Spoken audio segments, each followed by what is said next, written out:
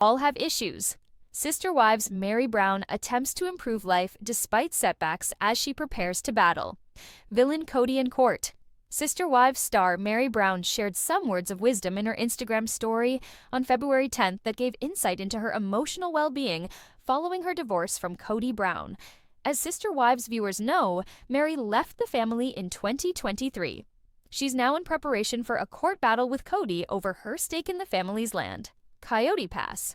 Meri took to her stories and shared a post from the motivational Instagram account, the_wisdom_of_the_shamans, that shed some light on her attitude since officially divorcing Kody. Meri's shared post expresses that healing and growth are not linear, which is a concept that many people dealing with trauma come to understand through their own journeys.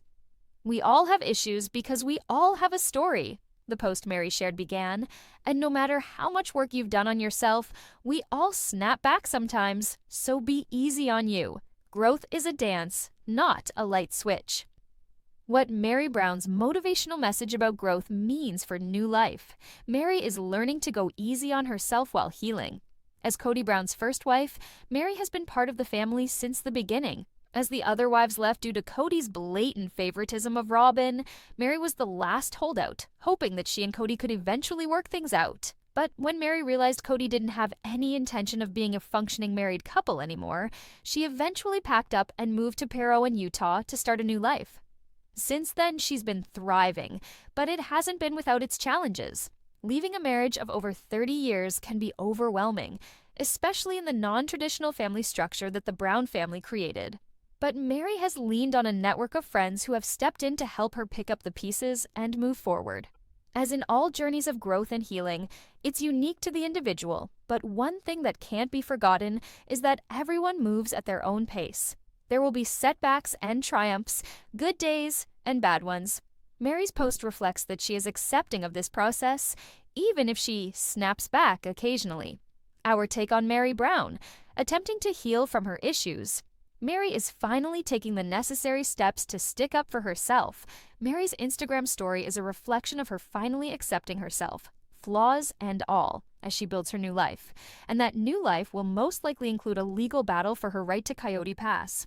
As shown on Season 19 of Sister Wives, frustrations with the process of selling and dividing Coyote Pass have led Janelle and Meri to seek legal representation to ensure they get what is fairly owed to them. Meri says she's tired of sitting back in order to not ruffle feathers, but the days of Meri being quiet are over, and she's lawyering up to make sure of it. Meri's actions as of late reflect her finally stepping into her own and not sitting back and letting others make decisions for her. It's inspiring to see her break free from Kody and the constraints of plural marriage and finally accept herself and stick up for herself, legally and otherwise. Sister Wives. Robyn Kody's Victim Act keeps the ex-wives off balance. Signs their Coyote Pass drama, A-list lifestyle, make them villains. Sister Wives stars Kody and Robyn Brown aren't all bad, but they've acted like victims more than once. And when they do, they sometimes hurt other people, including their exes, Meri, Janelle, and Christine Brown. In Sister Wives Season 19, Kody and Robyn aren't always on the same page, but they're still a duo. It usually seems like it's them against the world.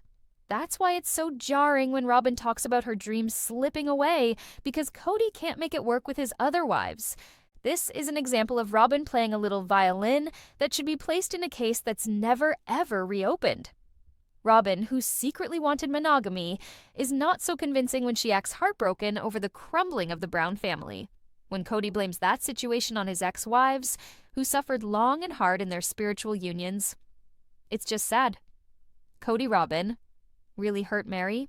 Janelle Christine, they might not have meant to. Yes, Kody and Robyn are allowed to have problems. Their feelings are valid. They are human beings, and the torture dynamic in the Brown family hasn't been easy for anyone to live with. However, it could be argued that they were the prime movers in terms of making that dynamic a reality. No, they might not have meant any harm, but the end result was pain for good women who tried their best to make the Brown family a happy and cohesive unit. Right now, the war over Coyote Pass is yet another thorn in victim Kody's side, but the solution is so simple. There's no need to drag the problem out endlessly, waffling over the fate of 4 Arizona plots. All Kody needs to do is sell it, putting a definitive end to the botched Coyote Pass saga. If he does, everyone who invested will get their share. Except for Christine, who unloaded her portion for $10, washing her hands of the whole sordid mess. Instead, Kody can't decide what to do with the land. He feels it's his decision, and his ex-wives are frustrated. The kinds of power trips that Kody pulls over financial matters are aggravating his exes, who try to cut through his indecision to keep their lives moving. They are not wrong to want these matters settled once and for all. It's not just his money that's invested in that haunted patch of earth, but theirs, although he says in true patriarchal fashion that he owns the lion's share. In plural families, fairness about money should be a priority, so everyone is taken care of. Yes, sister wives Kody Brown owns it on paper, but does he really have the right to 97%? Didn't the other wives, including Janelle, who toiled to bring home the bacon for all the Browns, including 18 Brown children, one now sadly deceased and greatly missed, do their bit to keep the family thriving? Sure they did. Janelle says Kody holds the purse strings, making decisions about how to spend, and that it's always been that way. This is the danger of polygamy. It takes decision-making out of the hands of grown women who are well able to reason things out and make choices. It infantilizes women who are bright, courageous, and hanging on to dreams of their own.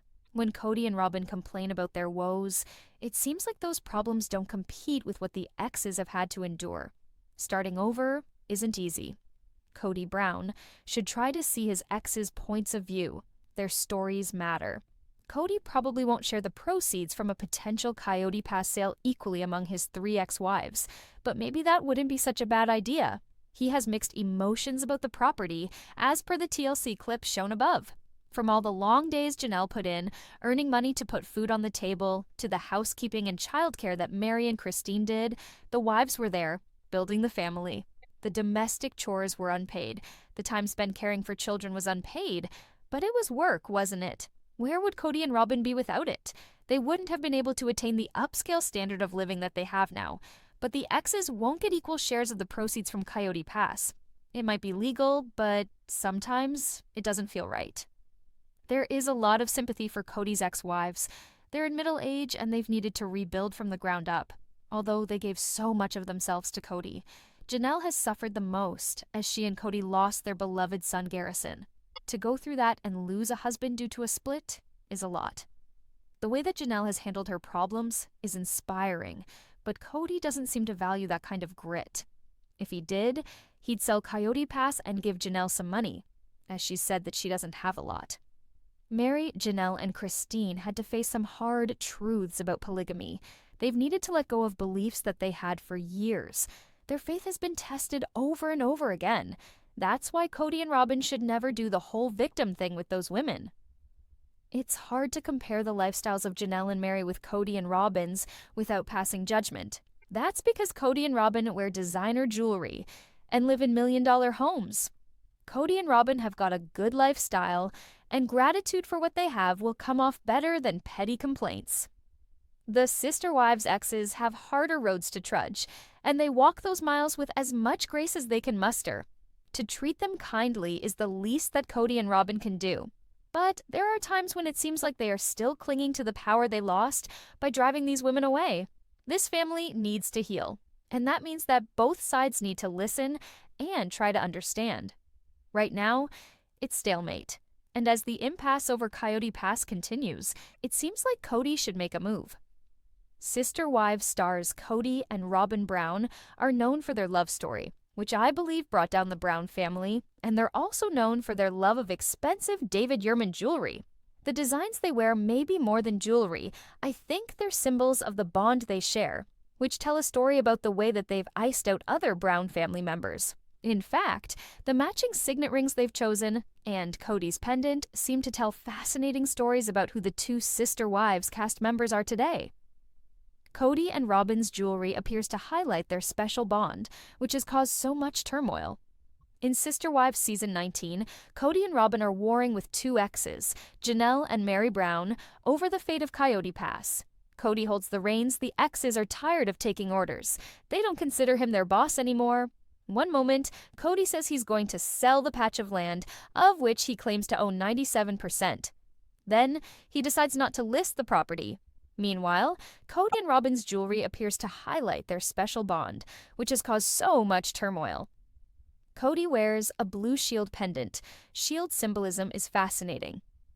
When Kody chose a shield pendant, I think it's possible that he was telling the world that he wants protection from outside threats, from haters who watch the show to angry exes. It's definitely interesting that he chose a design that's all about defense. Kody's shield pendant has a classical shape, harkening back to medieval times, and research on medieval shield symbolism may point to interesting insights about Kody's personality. See the pendant he wears below. In the Reddit post via Girl, Kody's pendant is shown, as seen above. It has a sapphire blue inlay with a sterling silver border. The pendant features a handcrafted chain. Kody's often photographed in the design. On screen, he wore it while sitting on the sofa with Robyn in their fancy Flagstaff home, which they recently listed for $1.65 million. Kody and Robyn get shade for their overspending. And in that scene, Kody and Robyn's Vitamix blender is in the background. It retails for $341. As with tattoos, jewelry is very personal. It's something that a person chooses because it resonates with them. Since Kody and Robyn are a united front, the David Yurman pieces they've chosen are meaningful. They've selected designs that set them apart from the other Browns. For example, Kody wears a shield pendant. It's bright blue with a rugged box chain. Shields are used in war. They protect soldiers from attacks.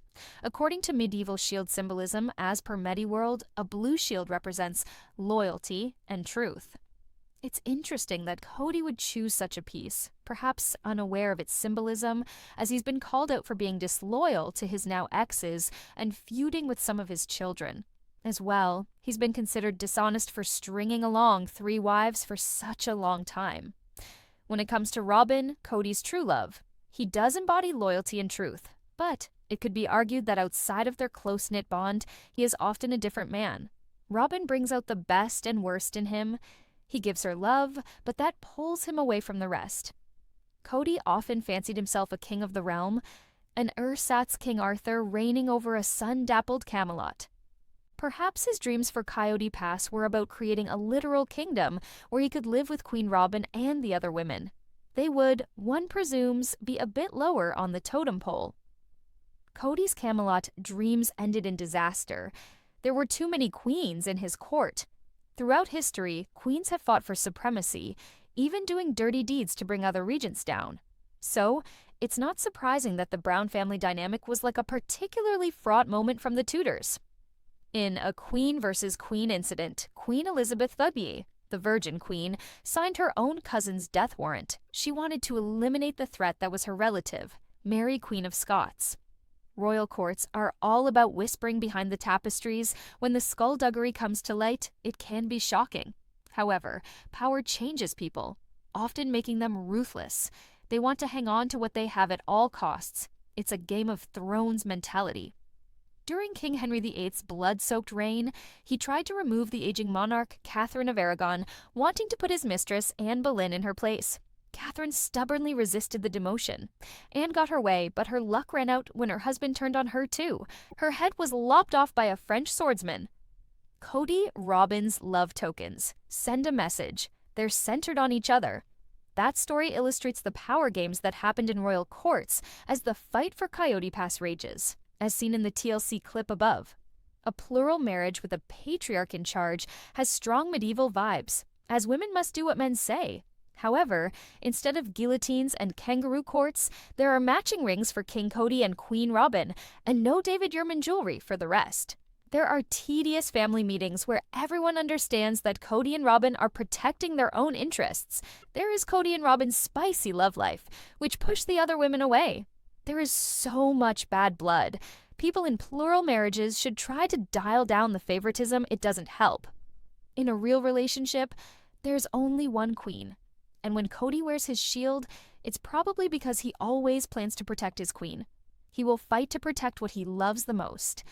However, he should make every effort to extend this spirit of loyalty and truth to his exes, who suffered for decades because he favored Robyn. He should also be as loyal and truthful to his children with other mothers as he can be. Then he can really wear his blue shield with pride. Kody Robin. Wear matching signet rings. They are luxury items. Kody wore a bold new ring on Sisterwives. So singular was its design that Meri became curious. She asked what the ring meant. Kody was coy, he wouldn't give her a straight answer. However, it's been revealed that Robin wears a matching ring. Both designs are signet rings by David Yurman. It almost seemed like the duo chose secret wedding rings, with Kody flaunting his and Robin perhaps wearing hers in private. Kody wanted to show his ring, but didn't want to say what it meant. He wanted to keep Meri guessing, when it would have been all too easy to remove the design when she was around. This seems to show passive aggression. He says he tried to protect Meri from his romantic tension with Robin, but did he really? By flaunting a mystery ring, it seemed like he was trying to get a reaction. Why Kody's always trying to communicate with exes, openly or through covert actions, is anyone's guess. It always seemed like he only wanted Robin, so why invest all this energy in reaching out to another person, such as Meri, even via passive-aggressive acts? Kody's admitted that he misses Janelle. He says they have a karmic connection. He can't quite make up his mind about who he is and what he wants. He should be putting his energy into his relationship. The exes should live their own lives. With that dynamic, everyone can be happy. Now, when he tries to get a rise out of his exes, it seems like he cares about them and wants a dialogue with them, even though he's being mean. The opposite of love isn't hate, it's indifference. Kody needs to cultivate real indifference. It is essential to making his marriage work. Kody and Robin get shade for how they focus on one another, leaving the other Brown women feeling small. However, there is some hidden beauty in all of this. The more Kody favored Robin, the more the less loved or unloved wives had to develop as human beings. They couldn't rely on Kody and had to learn how to fight their own battles. In doing so, they have become strong women with their own lives. There's always a silver lining, but all the sterling silver David Yurman jewelry on this earth won't change the fact that Kody hurt good people who loved him. However, the fact that they left him was for the best. After they did, they began to find themselves, and watching them bloom has been so satisfying. Meanwhile, sister wives Kody and Robin seem just the same, fighting petty battles over Coyote Pass land when so much has happened, and it would be all too easy to just sell it and divide the proceeds fairly.